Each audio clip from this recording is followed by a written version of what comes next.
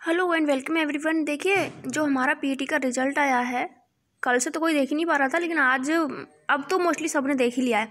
लेकिन हुआ ये है कि कल भी मैंने आपको बताया था, रात जब एक वीडियो मैंने बनाया था, कि कुछ कैंडिडेट्स की शिकायतें ये हैं कि उनके मार्क्स ज़्यादा हैं, मतलब एब्सोल्यूट स्कोर तो जितना है उतना है, उसके बाद उनका नॉर्मलाइज स्कोर वो भी उनका ज़्यादा है और दूसरे कैंडिडेट का कम है उनके कंपेरेटिव, और तब भी उसका जो परसेंटाइल स्कोर है वो ज़्यादा है। समझ गए मैं क्या कहना चाह रही हूँ? मतलब जिसका नॉर्मलाइज स्कोर कम है उसका परसेंटाइल ज़्यादा है, जबकि जिसका नॉर्मलाइज स्कोर जो है वो कम है उसका परसेंटाइल स्कोर ज़्यादा है। ज़्यादा वाले का कम, कम वाले का ज़्यादा। मतलब अब आप एक प्रूफ यहाँ पे देखिए कि जैसे ये कैंडिडेट है, इसका एब्सोल्यूट स्कोर तो 73 है, लेकिन नॉर्मलाइज्ड स्कोर 76 है, और परसेंटाइल कितना हो गया? अब 99.19 हो गया, ठीक है। लेकिन यहीं पे अब 76 पे इसके 99 परसेंटाइल हैं। मार्क्स ध्यान रखिए, 76 पे 99 हैं, और यहाँ पे ये कैंडिडेट है, इसके मार्क्स 77 हैं और 77 पे इसको 98 परसेंटाइल मिला है। 77 पे इसको 98 परसेंटाइल मिल रहा है, और इसका तो स्कोर जो है 78 है। वैसे तो 78 से 77 हुआ है, तो मेरा मानना ये है कि ये 16 के सेकंड शिफ्ट का है, क्योंकि 16 के सेकंड शिफ्ट वालों का ही 1 नंबर कम हुआ है, क्योंकि मैं भी खुद उस शिफ्ट से हूँ, तो मेरा भी 1 नंबर कम हुआ है। 1 नंबर टोटली नहीं है, 1 नंबर के आसपास कम है, ठीक है। तो इस कैंडिडेट का भी 1 नंबर कम है, तो आई थिंक कि ये 16 के सेकंड शिफ्ट का ही होगा।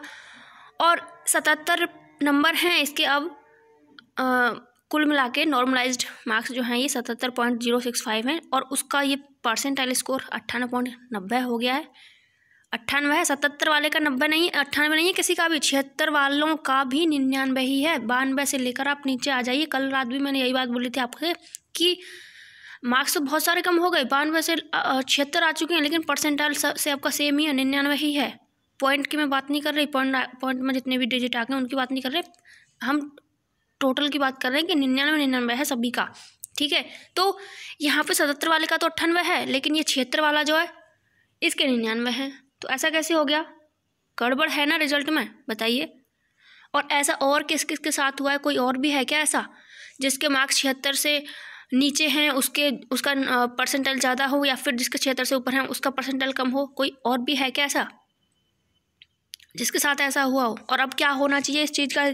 कई वो जो कैंडिडेट है उसने बोला है कि एक तो वहाँ पे ना देखो, कोई ये रेलवे में तो अगर कोई गड़बड़ हो भी जाती है ना, तो रेलवे के RRBs पे वहाँ पे मेल कर दो, और या फिर वहाँ पे जो नंबर्स आपको गिवन है वहाँ पे कॉल करो, तो वो कॉल उठाते भी हैं और आपकी जो भी क्वेरी होती है, जो भी आपकी समस्या होती है उसका समाधान भी करते हैं। लेकिन ये UP में ऐसा कुछ भी नहीं है। आप कितना भी कॉल कर लो, वहाँ पे आपकी कॉल उठाई ही नहीं जाएगी, ठीक है। और आप मेल कर दोगे, क्योंकि अभी आपने देखा होगा कि जो वो लेखपाल के कैंडिडेट्स थे, उन्होंने इतने ज़्यादा मेल किए हैं इन लोगों को, इतने ज़्यादा मेल किए हैं, वो देखते ही नहीं है, मेल्स को देखते ही नहीं है वो। और मेल्स की तो बात छोड़ो, वहाँ पे बहुत सारे कैंडिडेट्स ने स्पीड पोस्ट के थ्रू अपने लेटर्स पहुँचाए हैं कि सर हमारा रिजल्ट डिक्लेयर कराइए जल्दी से, तो वो भी वहाँ से कोई रिस्पांस मिलता ही नहीं है। तो वही सेम थिंग यहाँ पे भी होगी कि इन रिजल्ट्स में गड़बड़ है। इन कैंडिडेट्स में कम नंबर वाले का ज़्यादा परसेंटाइल दे दिया है, और ज़्यादा नंबर वाले का कम परसेंटाइल दिया है। गड़बड़ हुई है, और ऐसे ना जाने और कितने कैंडिडेट्स होंगे। अगर आपकी नज़र में कोई हो तो बताइएगा ज़रूर कमेंट सेक्शन में, क्योंकि जितने ज़्यादा कैंडिडेट होंगे तभी तो ये समस्या, एक आध की समस्या को नहीं सुनने वाली हैं। और इसी एक आध नंबर की ही वजह से किसी भी मेन एग्जाम में बैठने से रह सकता है कोई भी कैंडिडेट। तो इसलिए चुपचाप किसी को नहीं बैठना है, अपनी समस्या को वहाँ पहुँचाइए। पहले मेल के थ्रू ही पहुँचाइए, उसके बाद वहाँ पे लेटर्स सेंड कीजिए, और उससे भी काम न बने तो वहाँ पे आप खुद जाइए, पर्सनली जाइए, वहाँ पे मिल कर आइए कि ऐसा कैसे हुआ है, ठीक है। चुपचाप तो बैठना नहीं है,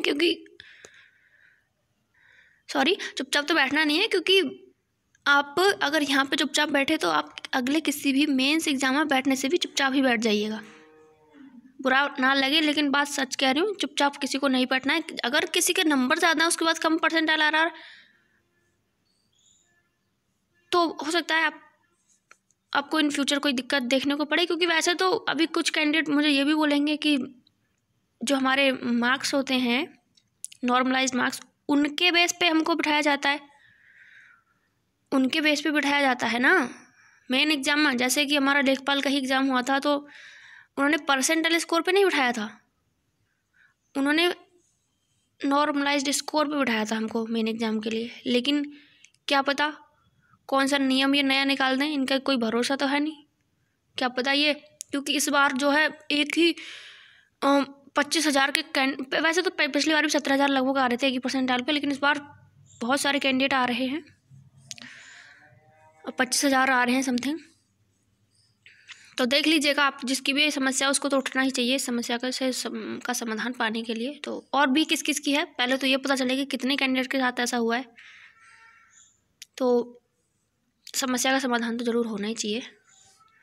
अब कम वाले का ज़्यादा, ऐसा मेरे साथ भी हुआ था, लेकिन वहाँ पे हमने तो केस भी फाइल किया था इलाहाबाद हाई कोर्ट में, तो उन्होंने केस ही पूरा 63 रेट थी, और आपने देखा ही होगा वहाँ पे तो क्या ही हाल हुआ था, पूरा केस मतलब फाइलें भी उठा कर फेंक रहे थे वो लोग। तो लेकिन यहाँ पे क्योंकि वो तो फाइनल रिजल्ट था और उन्होंने गड़बड़ की थी, तो वहाँ पे उन्होंने नहीं सुना, लेकिन यहाँ पे सुन सकते हैं क्योंकि ये अभी पीटी का एग्ज़ाम है और आपको मेंस में अभी बैठना है, तो अपनी समस्या उन तक पहुँचाइएगा ज़रूर, ठीक है। और इस वीडियो को ना शेयर कर दीजिए, किस किस की समस्या पता तो चले, कम से कम कमेंट सेक्शन में बता दीजिए किस किस के साथ ऐसा हुआ। ये कोई कैंडिडेट है इनके साथ तो हो गया, ठीक है, 78 से 77 में। वैसे ये दोनों ही कैंडिडेट जो हैं ये 16 के सेकंड के ही हैं, क्योंकि एक नंबर ही कम हुआ है इनका, एक समथिंग, तो ये 16 सेकंड के ही दोनों, और 16 सेकंड के हैं, और नंबर इनको एक को कम एक को ज़्यादा दे दिया है परसेंटाइल स्कोर, ठीक है। तो यही था इस वीडियो में, और मिलते हैं किसी नेक्स्ट वीडियो में, तब तक के नमस्कार, जय हिंद।